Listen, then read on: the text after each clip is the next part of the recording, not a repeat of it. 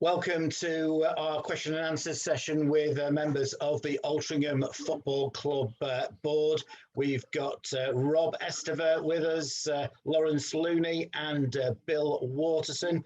And tonight we're going to answer 10 questions from 13 people. We've grouped one or two of the questions together, but thank you very much for submitting your questions and for the really positive comments that you've made about the work that the board are doing for Altrincham Football Club at the moment. So we're going to crack on with the questions, and the first question is all about full-time football and was asked by 5 people. So we're going to read the questions out and then ask the board members to have their say in terms of answering the specific questions. So Gareth Mitchell has asked, my question is, how long will it be till Alti go full-time? Because obviously at conference national level, you're playing against full-time teams who subsequently have more opportunity to train, rest and prepare for match days, both in terms of playing games and preparing for games, in terms of travel and accommodation. Erinbo Carroll has said, with the league being played behind closed doors and the future of the season being undecided as of yet, are you still working to become a full-time team, or have priorities changed due to recent events? Glenveiro has asked, are we planning on going full-time, and if so, what's the timescale? Christopher Whiteleg, looking ahead for the future and the excellent teamwork this year, is there a chance in, say, 5 to 10 years that Altrincham Football Club will be a full-time professional team and in League Two, or is this too soon to say? And finally, Andy Colbridge says, how far off is the club from going full-time? I don't mind taking this one, Brian, just from a footballing perspective. I think if we're sat here in League Two come the end of the season, then we'll have no choice but to go full-time, and it's going to be a very busy summer. I think we'll touch on this at some point further down the line, but, you know, we've had to go through the EFL application, go through that process and get a better understanding of what's needed off the pitch. But certainly promotion and the central payments you get in League Two would certainly enable us to go full-time. But it's certainly a question of investment and something we can come on to shortly. But in terms of the squad and the coaching staff, you know, this season when we've had games on a Tuesday night, we've added a Monday night training session. When we haven't had a Tuesday game, the lads have just trained on a Tuesday, they train on the Thursday, and obviously we'll play on a Saturday. But, you know, it's something we're always assessing. And I think the reality is, you know, next year we will have to look at, you know, maybe a bit more of a hybrid version. Full-time, I would guess, is not quite there. But, you know, we're doing all the cost analysis. You know, we've got the security of another season in the National League, almost certainly, depending on how things play out. But obviously, we know from all the research and benchmarking we've done that it's going to take a fair amount of investment.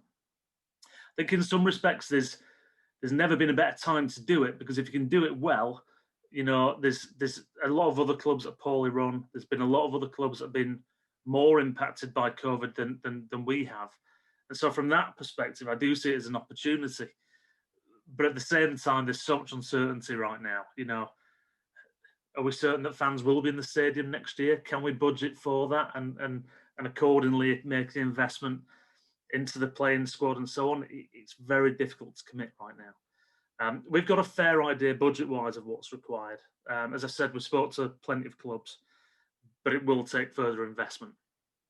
Going back to some of the points that Gareth made, you know, one of the big things we've done this season is, obviously the lads have still been part-time, but we've tried to, you know, close the gap and do as well as we can in a lot of smaller areas. So, you know, Gareth mentions about hotel stays, overnight stays. You know, we've done as much as we can, and we've invested in improving the quality of the coaches that the lads are travelling on, because they're travelling more than they've ever travelled, a lot of these players. Make sure the quality of the hotels is good enough for them when they are having overnight stays. Making sure that the pre and post match food is as good as it can be. You know, a lot of clubs, when we go visit them, they're not providing food, so we need to make sure that we are, you know, we've got the good quality food for them. And even things like gym facilities, you know, the lads can't get into gyms right now and haven't been for a long time. So we've got gym facilities at the ground, which we've housed in the VP lounge, and you know, we're trying to close the gap as much as possible in the situation we're in. But yeah, as you say, we're well aware of what we're coming up against. I think one thing you can't control in the part-time environment is rest and recovery, and obviously for the players that work especially. So everyone will have heard, obviously, the Torquay game, you know, players returning 4, 5 a.m. and then going to work 9 a.m. That's one of the key differences, and certainly it's something that we're well aware of. I think the fundamental thing is if and when we can go full time, we've got to keep sweating the small stuff, and we've got to make sure we're still as efficient with our time and getting the most out of what we have. You know, we do a great job at that. Phil, Neil, medical boys do a great job of that, and to continue being successful, we need to do that more than ever. If the time and opportunity and investment arises, that we can go full time. Anybody else got anything to add to that? It's obviously a big step, and it's a step that's becoming more and more inevitable. We're determined to not go full time unless we're convinced we can afford it, or to turn that into more of a positive. We will go full time once we've raised the money to allow us to afford it, to have a good run at it, because it's a necessary prerequisite, as Rob has said, for getting in the Football League, and that's where we're heading. So a lot of work to be done over the next few years. We've done a lot in the last 12 months. We've come further than I thought we would actually have done, particularly given the circumstances we're in. But it is the inevitable direction of travel for the club now. Okay, thank you very much, and thanks to Gareth, to Erin Bow, to Glyn, to Christopher, and to Andy for contributing questions related to going full time. The next question is from Jack Jolly. Jack, you get your very own question all to yourself. And Jack asks, after a very successful first 4 years of the 5-year plan, achieving conference football in season 4 of 5, will there be a second plan released? And if not, when did the board feel a realistic time frame for achieving Football League statuses? So on that question, we have started looking into a longer planning horizon now for about 12 months. This is specifically why we went with a 10-year plan for the ground, because what we wanted to show was that we were thinking in the long term about the future of this club. And the question about getting in the Football League is not just a question of, and we won promotion. It is a question of all of the other elements that we need to put in place. So Rob's talked about full time. We've had the ground and grading committee from the Football League tell us exactly what we need to do and when we need to do it by in order to meet Football League criteria. Some of those activities are fairly long term. Some of them you don't need to do until you're in the league. But nonetheless, there are things, and there's a long list of things that we're looking at that need to be addressed. Off the pitch, on the pitch, playing squad, the pitch itself. Effectively, that second 5-year plan, although not formalised per se, nor published, is one that we're already working to. We're already working to a number of objectives that go well outside the existing 5-year plan, which, as Jack says, is coming to a conclusion now. And whenever we get a chance to get the board together, probably co-located at some point over the next few months, we'll be putting the detail to all of those activities that we need to do to get the second 5-year plan formalised, published and communicated to our fans.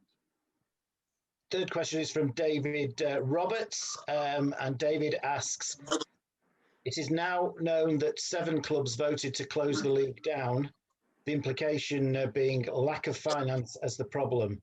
Isn't it likely that they will furlough their players and put together some sort of team in order to avoid penalties for not playing? What influence would this have on the integrity of the season's outcome should it occur? And what are the views on of the management of the league? So again, I'll pick this one up because I've been working with the National League board on their response basically to the situation that we're in. The vote that we had to cast recently, which, as we'll all know by now, we voted to carry on, and carry on is what we're doing. Some clubs voted not to carry on, and we're beginning to see some of them decide to not carry on, despite the fact that the league has voted to continue. So, for example, we had formal communication from Dover Athletic today that they will not be fulfilling their fixture on the 6th of March.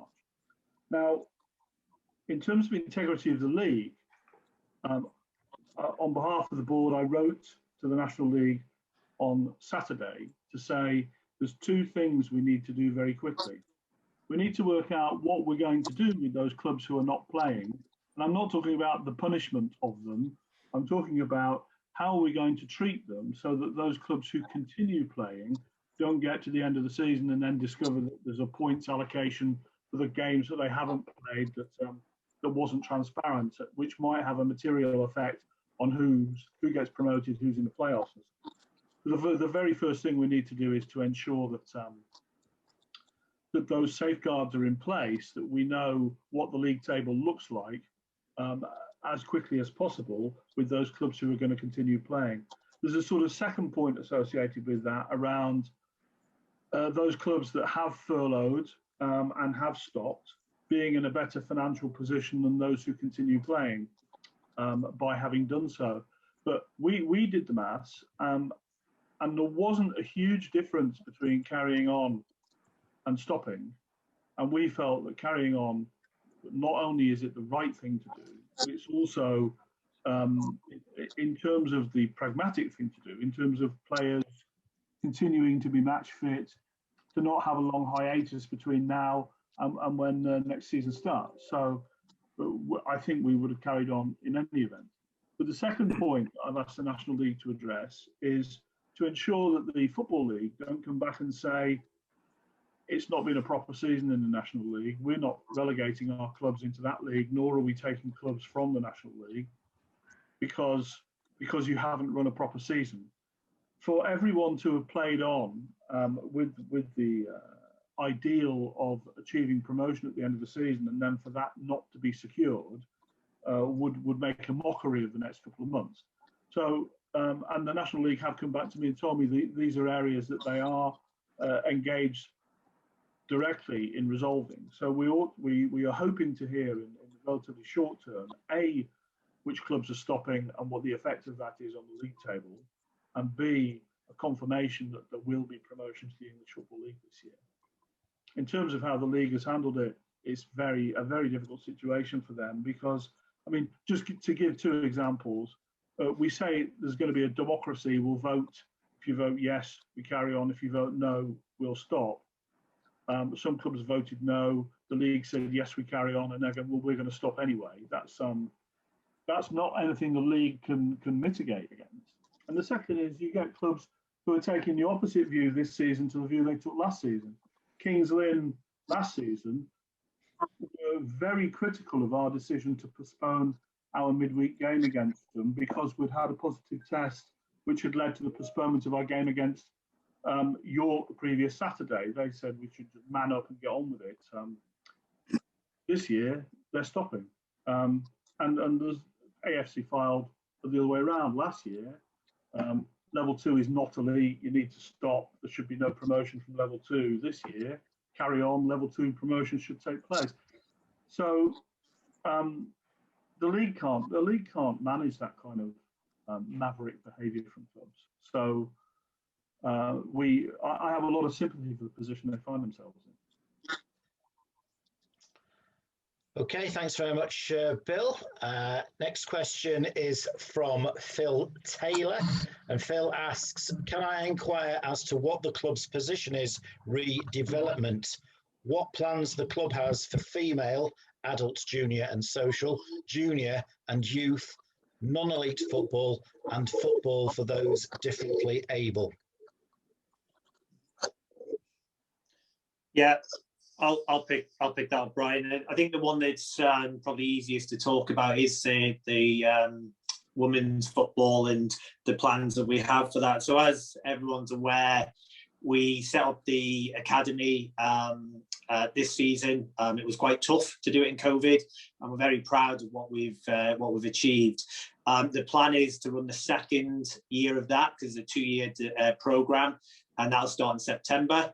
And that obviously will come to the end of the next season, and that'll be that 2 years up, and then we'll continue to roll that. So that's great. The next thing we want to do is look at the women's football and have an academy for those as well. Others have tried this, I think, previously and not been too successful. So we absolutely want to get the time, make sure we get it right, and work towards that. But you know, as a club, you know, we're as passionate about driving, you know, women's football as we are the men's. So we absolutely do want to take it to that next stage, and we are sort of already planning it, but we have to be careful we don't do too much. There's a lot of time and energy and cost that goes into it. So we're absolutely certain we'll get there, but it won't be next season. But we are committed to the season after. Okay, thanks very much, Lawrence. Next question is from Phil Barry, and Phil asks, please could you let me know what cash amount has been introduced to the club by the recent transfer of some 102,000 shares out of the Treasury to our new directors, both UK and Canada based? Yeah, so I'll take that one as well. So yes, I'll be quite transparent on this one, just to give some numbers. So the amount of actual cash that's come in through the sale is about 165,000 that we've had in, which is a great amount, because for a number of years prior to that, we were really struggling to sell the shares. So I spoke about this previously. You know, Bill and I felt that it was one of our kind of key areas of focus when we took over the chairman role, and that has been something that we've worked on really hard. And on the back of that, like I say, you know, we've been very successful in terms of selling those shares in a sort of 4 to 5 month period, which is fantastic. So what we've done with that funding, the sponsors lounge is the first area we've spent some of that money on, and that's cost, give or take, about 75,000. Or every time I speak to Neil, it slightly changes, but that's about the figure we're at now. And then the second part of that funding, which is about 100k, we've put to one side to pay for the pitch. Bill spoke recently about the fact that, you know, we feel it's going to be about 150k. We spent a lot of time on Monday going through the different options, and it might be slightly more than that. We will get, you know, quite a bit of that back, hopefully from the grant funding. But if we don't get that grant funding, you know, we're committed to doing the pitch anyway. So we need to understand the outcome of that. But that 100,000 that we've got left from the investment at the moment is put forward for the pitch. And once we know more about the grant funding, we'll be able to update further. We are also looking at, we had quite a lot of good feedback around the fundraiser for the pitch, and some fantastic ideas actually came through that we hadn't thought about. So we've been looking through some of those ideas, and we are likely to come out with a fundraiser to help support it, because like I say, we probably are going to be slightly over 150k, so it's probably one of the biggest investments we've ever done. And without doubt, without selling those shares and bringing that money in, we'd be in a very difficult position right now, because without doubt the pitch needs that work done to it, and you know, we're looking forward to actually getting the work done and giving the players and the fans a much better pitch to look after from next season on. So yeah, so that's the amount. So 102, about 165k, 75 in the sponsors lounge, and the rest is currently put to one side for the pitch works. Thanks, Lawrence. And regarding the sponsors lounge, I don't think you've seen it yet, because he's been stranded in the Isle of Man for the last few months, but Bill and Rob have certainly seen it, and I've seen it. And perhaps could ask Bill or Rob to comment on it, but it's a great facility. It's excellent. You know, we managed to we did the Joe Piggott presentation in there.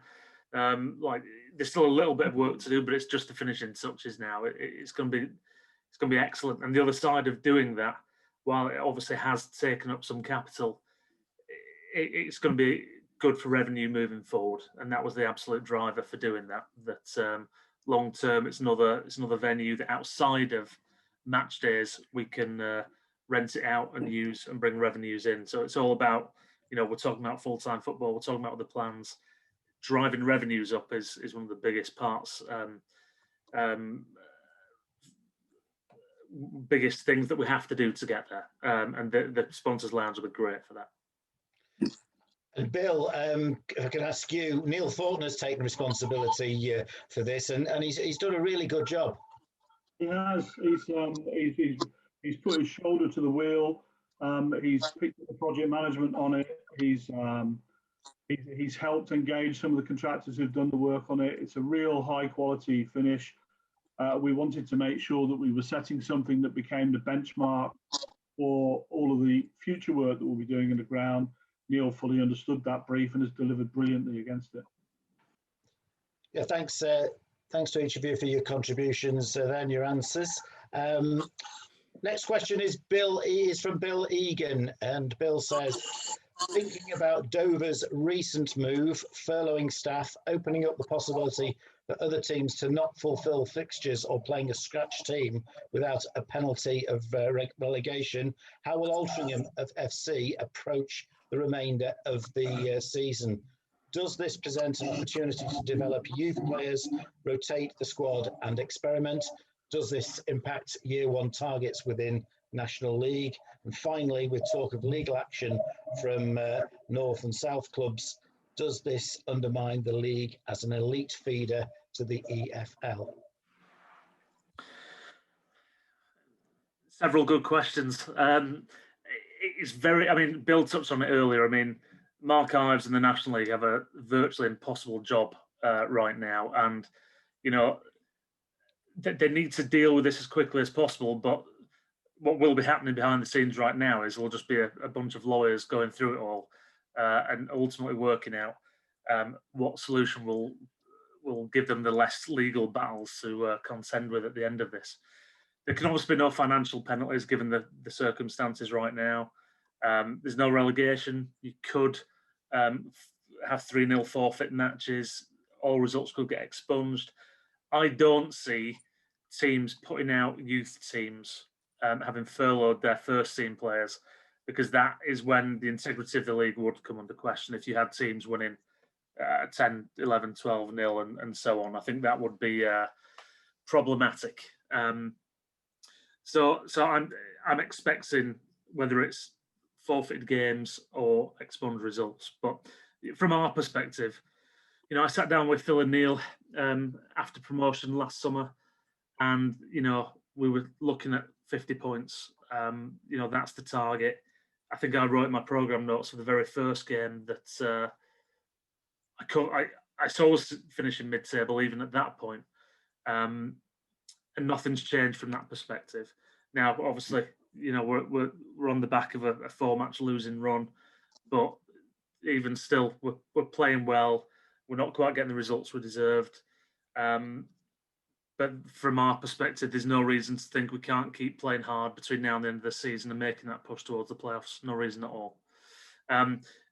Almost certainly relegation is off the table, so we can play without fear from that perspective. It would be great to hit the target of 50 points. My biggest thing this year was Altrincham Football Club have bounced around divisions in recent years. The absolute key thing is, we can talk about obviously the EFL dream and so on. We need to establish ourselves as a National League team. We don't want to be bouncing up and down between the north and below, God forbid. So, yeah, from that perspective, I think we're well on the way to doing that. While the end of the season, if playoffs were out of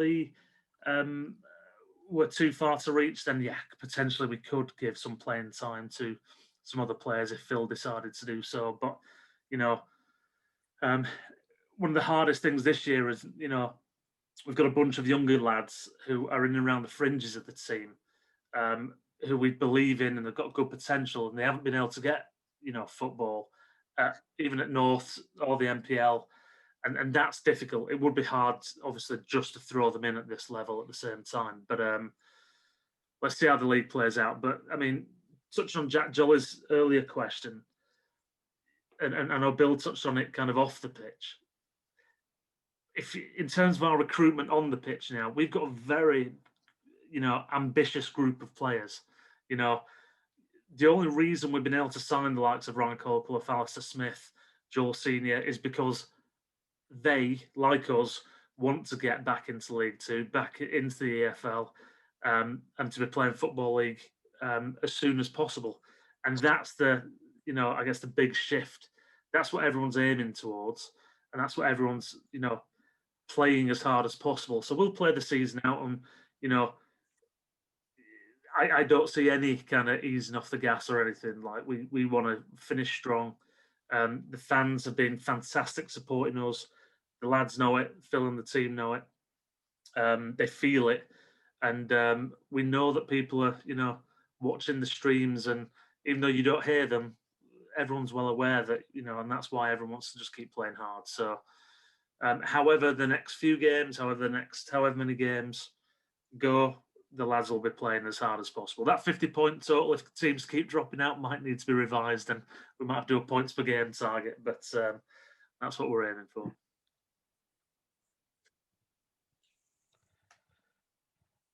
Okay, thanks very much, Rob. Next question is from David Gale, and David says, I was pleased to see my previous communication on popular side facilities published on the website some years ago, and for the tannoy system and gantry obscuring spectator view improved. However, the popular side toilets and tea facilities have never been replaced on this side of the ground since their demolition many years ago. Will these be incorporated into the new fan zone? It's a pleasure to see the pitch drainage is being again considered.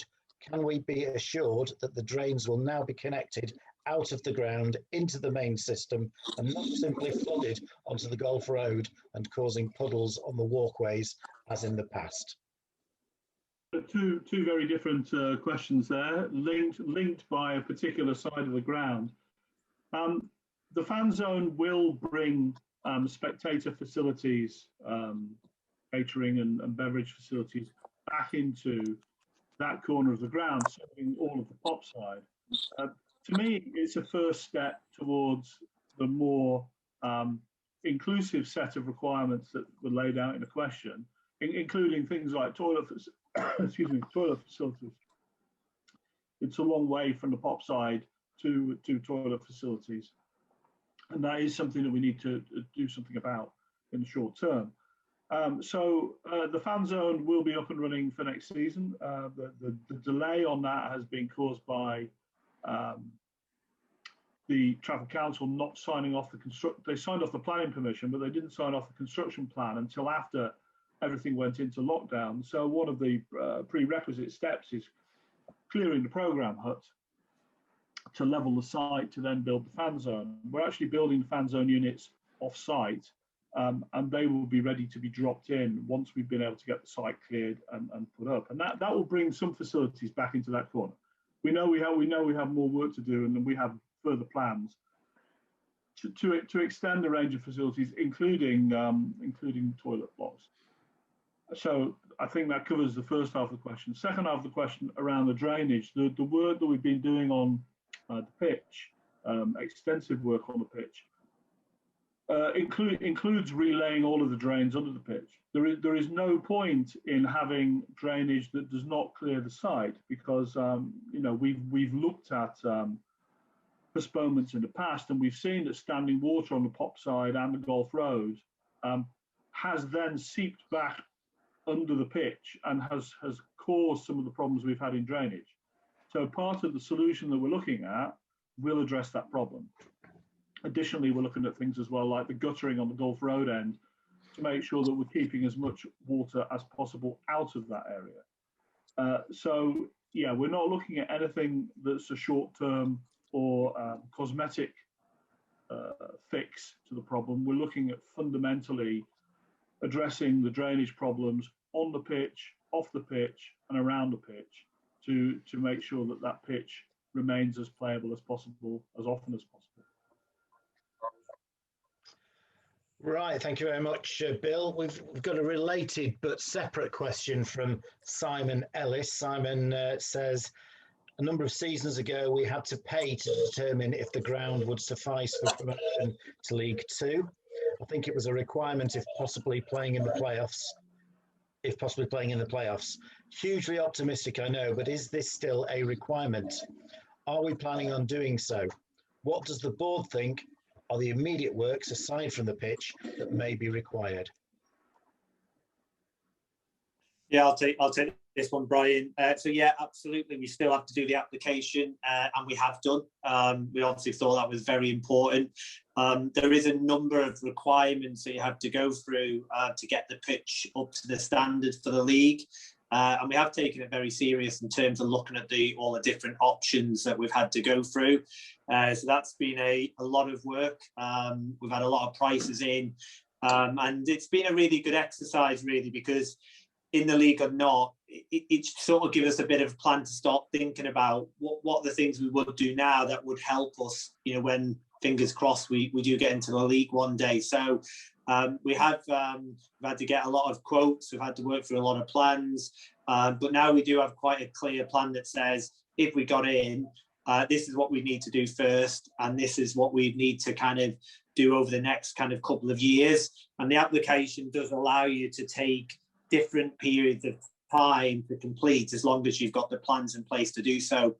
One of the key areas that we definitely start with, and we're obviously looking at, and we communicated recently, is the away end. Part of the away end, in terms of the new toilets and catering, it is to put some covered seats in there.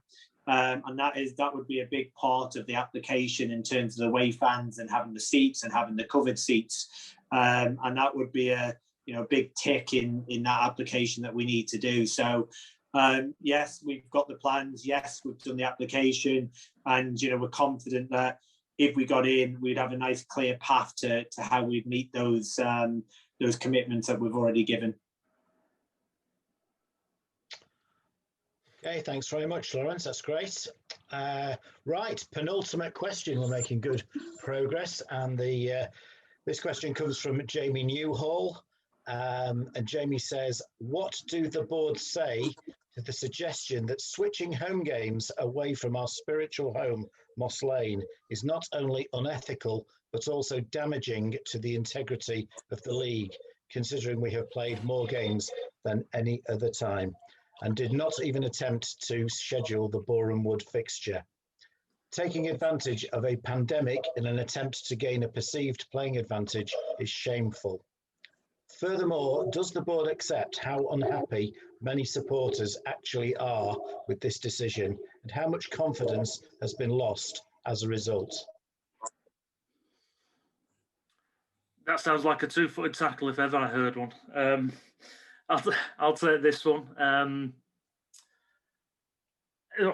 Firstly, I'm sorry to hear that Jamie's lost a bit of confidence in us. I mean, what I would say is, regardless of the results, we'd still make the same decision again.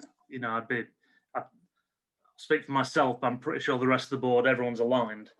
It was the right decision then, and it still is now. A lot of what I've worked in my professional job has been on, data analysis, and home advantage is typically worth about 0.3 to 0.4 of a goal, typically, on average. But that's in normal circumstances, and we're not in those right now. Fans aren't in the stadiums, and that's a big reason why not. We've seen all the away wins in the Premier League and all the way down in all the divisions. There's a definite change there, and and from a football perspective, none of the lads are fazed by playing in any venue. And we haven't lost those two games for that reason. The reality is, the league will finish on May the 29th. We need to play all of our games by then. It's as simple as that. We don't want a big backlog.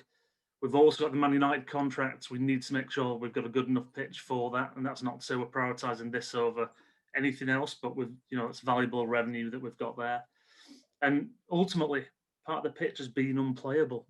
That was verified. We've had all the pitch experts come in. They've come in. part of what the works that we're going to have done in the summer. They've come in and assessed it currently. It has been unplayable, and the decision was approved by the National League. So we've taken the guide from the experts, as we're doing in a lot of areas, and that's the decision that we've come to. It's given the chance the pitch to recover, and we're hopeful that we'll be able to return there next week against Woking. So, yeah, again, it's a decision that we fully stand behind. Anything to add, Bill or Lawrence? I'll go first. We do all stand behind the decision. You know, it's never an easy decision to move away from the J. Davidson Stadium from Moss Lane to play a game. But as Rob says, we felt we had no choice. The pitch, you know, will still need to be carefully managed to get through to the end of the season. We are still going to need to have some luck with the weather to get through to the end of the season. We recognise the seriousness of it, which is why we've done all the work on it. However, the thing about this board is we are taking decisions, lots and lots of decisions. One of the reasons for expanding the board was to give ourselves the capability to do more work than we were able to do in the past. What that means is occasionally we're going to do things and there's going to be controversy about what we've done. If this is the biggest controversy we have in our time as a board, I'll be delighted, because effectively, although serious, it's relatively small. If this is the worst thing we get wrong, and we don't believe we've got it wrong, then we've done pretty well. But we're going to be doing lots of stuff, and we fully recognise that there's going to be steps that we take that not everybody's happy with. However, the direction of travel is clear, and we're going to continue to do stuff that takes us in the direction that we're going. You know, will every decision we take be the right one? No. Will people approve of every decision we make? No, they won't. But you're not going to stop us from driving this club forward, and we're going to keep doing that. Yeah, I mean, and just to add to that, you know, where I think we've changed as a board is that, you know, when we do make those decisions, you know, we don't just sit in a room and decide between us, you know, what we feel is the best decision. As Rob discussed, you know, we took the advice from the experts on this. I'm no pitch expert, I can tell you that, but I've listened a lot to different people who have talked about the issues that we've had on the pitch. I think if we could have done something differently, and we did look at different options around relaying some of the pitch, then potentially, you know, we would have done. But the experts, I think, were quite clear, which was you need to rest the pitch. And if you rest the pitch for a few games, you get the weather better, you've got a better chance of finishing the other, you know, many games that we've still got to do. You know, that was the advice that came around the board table from what I see now as spending some time with them, one of the best experts that we've seen and probably one of the best in the country.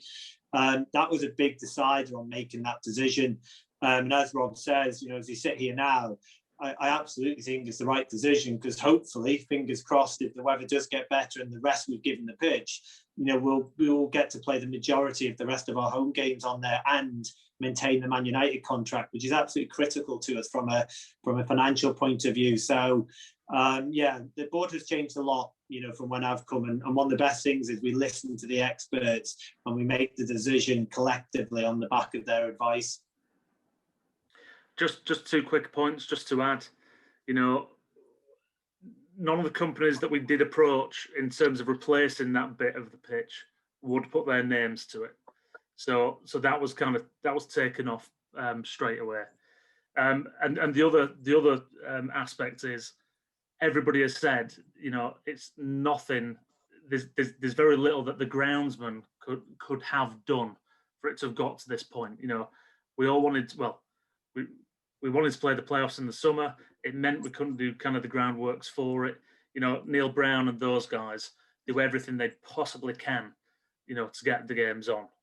That's, you know, nature's against us, and obviously the whole kind of situation around the timing of the season and so on has hampered us. But everybody's working in the same direction, and yeah, touch wood, we can get back to the J. Davidson next week.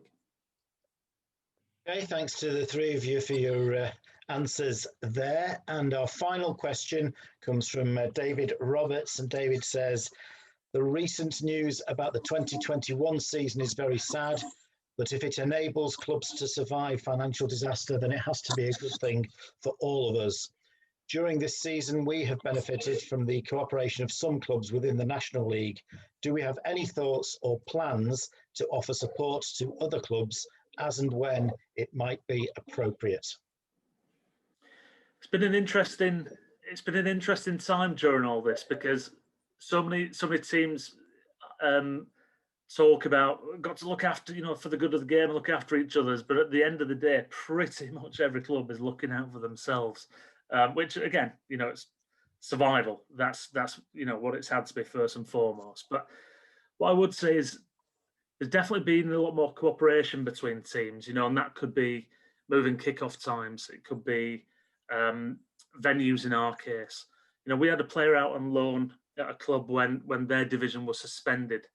And they obviously were contract. They were obliged to pay us for the full month, but obviously a smaller club and not playing football, not getting any revenues, and we didn't charge them for the rest of that month. It wouldn't have sit right with us. That's one example. But when I think about when football does restart, and I could imagine more players going out on loan and so on, and certainly teams around us locally. I think supporting each other during these times is vital. Yeah. Okay, thanks very much. So that's it. We've completed the questions. We've provided the answers. Thanks to Rob, to Lawrence, and to Bill for the detail of your answers and the openness and honesty of those answers. Thanks to the 13 people who have contributed questions. Hopefully you and everybody else watching, the rest of the supporters, will have found this a useful exercise, and it's certainly something that we're planning on continuing as we go forward through the remainder of the season into the close season and beyond. So thanks very much, Rob, Bill, and Lawrence, and thanks to you for watching, for providing the questions, and hopefully you found it a good exercise. Thank you, everyone. Thank you. Thank you.